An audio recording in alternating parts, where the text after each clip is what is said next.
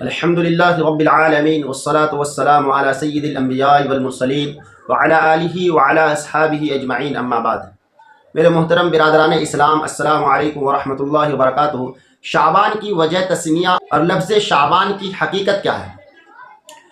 کیونکہ یہ مہینہ شعبان المعظم کا شروع ہو گیا ہے اور اس کے بعد رمضان المبارک کا مہینہ شروع ہونے والا ہے، اور انشاءاللہ ہم سبوں کو اللہ تعالیٰ رمضان المبارک کے مہینہ بھی میسر فرمائے۔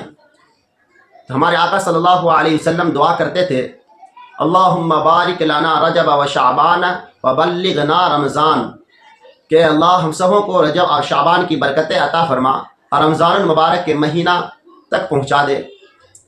تو میرے بھائیو، شعبان کی صورت ہے، شعبان المعظم ہجری سال کا 8واں مہینہ ہے، جس کو شیخ عبدالحق محدث دہلوی رحمۃ اللہ علیہ نے اپنی کتاب ما ثبت بسنہ میں حضرت انس بن مالک رضی اللہ تعالی عنہ کے حوالے سے یہ بیان فرمایا ہے کہ روزہ دار کی نیکیوں کے ثواب میں درخت کی شاخوں کی طرح اضافہ ہوتا ہے، کیونکہ شعبان کے مہینے میں بہت سی نیکیاں تقسیم کی جاتی ہے۔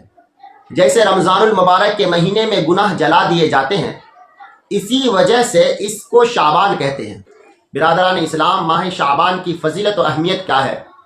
آئیے قرآن و حدیث کی روشنی میں سنیں۔ اللہ سبحانہ و تعالیٰ نے انسان کی زندگی کو بڑا قیمتی بنایا ہے، اس کو اپنی رحمت خاصہ اور برکت تامہ سے نوازنے کے لیے مختلف مواقع عطا فرمائے ہیں۔ پہلی امتوں کی عمریں لمبی ہوتی تھی اور جسمانی قوتیں مضبوط ہوتی تھی، اس کے مقابلے میں امت محمدیہ صلی اللہ علیہ وسلم کی عمریں بھی کم ہیں اور صحت کے اعتبار سے بھی کمزور ہیں۔ اسی لیے اللہ سبحانہ و تعالی نے اپنے محبوب صلی اللہ علیہ وسلم کے صدقے طفیل میں آپ صلی اللہ علیہ وسلم کی امت کو خاص انعامات اور اعزازات سے نوازا ہے کہ محنت تھوڑی اور بدلہ لامحدود ہے، بے انتہا اجر و ثواب کی سعادت اس امت کو حاصل فرمائی ہے۔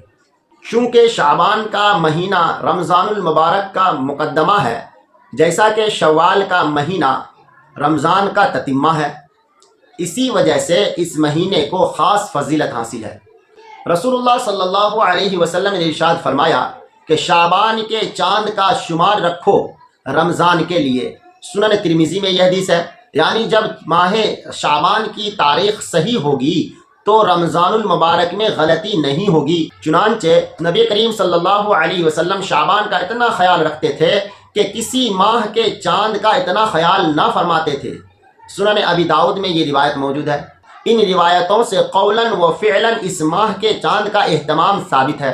حضرت عائشہ صدیقہ رضی اللہ تعالی عنہا روایت کرتی ہیں کہ میں نے ایک رات رسول اللہ صلی اللہ علیہ وسلم کو نہ پایا، تو پھر ناگہاں وہ بقیع جنت البقیع میں پائے گئے۔ تب آپ صلی اللہ علیہ وسلم نے فرمایا کہ اے عائشہ، کیا تمہیں اس بات کا ڈر تھا کہ اللہ اور اس کا رسول صلی اللہ علیہ وسلم تم پر ظلم کریں گے؟ میں نے کہا، اے اللہ کے رسول صلی اللہ علیہ وسلم، میں نے خیال کیا کہ شاید آپ ازواج مطہرات میں سے کسی کے پاس تشریف لے گئے ہوں گے۔ اس وقت رسول اللہ صلی اللہ علیہ وسلم نے ارشاد فرمایا کہ بے شک اللہ تعالی شعبان کی 15ویں شب کو آسمان دنیا پر نزول فرماتے ہیں اور قبیلہ کلب کی بکریوں کے بالوں کی تعداد سے زیادہ گنہگاروں کی بخشش فرماتے ہیں۔ مورخین نے لکھا ہے قبیلہ کلب کے پاس تقریباً 20,000 بکریاں تھیں۔